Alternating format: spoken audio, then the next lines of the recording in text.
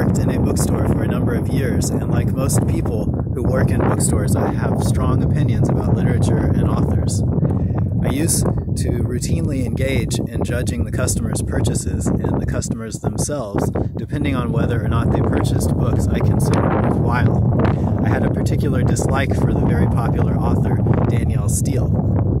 One day a customer, a woman in her 50s, tall and big-boned, with white hair that had once looked blonde, wearing a serape of black with silver-colored trim, asked me where we had Steele's novels.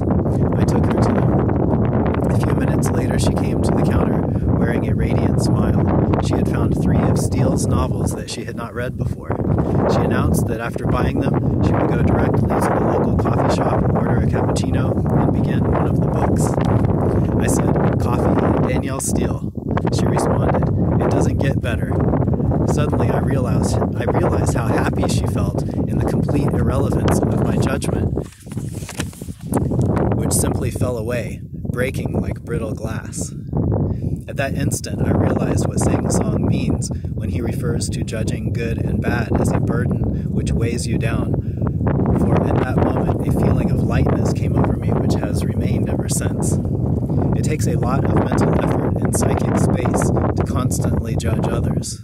When one lets go of that gesture, it frees one's mind and body, unlocking a tremendous amount of energy. Sengcan has touched on this point before in the couplet which says, "With just a trace of right and wrong, one becomes lost, confused, distraught."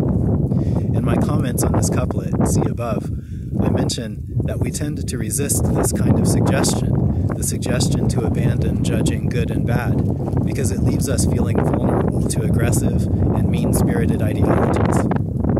To briefly repeat what I discussed before, one cannot triumph over a dogmatism by offering a counter-dogmatics. This only results in fighting. I consider it one of the great tragedies of human history that those who have become victims of aggression tend to adopt the worst characteristics of the aggressors, themselves becoming rigid and hostile, hell-bent on vengeance. The great irony of this lies in the fact that even if the victims eventually triumph, it becomes a victory only in form, for they have become what they opposed. Just as hatred never puts an end to hatred, so also rigid judgmentalism never ends by adopting rigid judgmentalism. I believe this explains why Socrates considered it better to suffer evil than commit evil, and also advocated non-retaliation on the part of victims.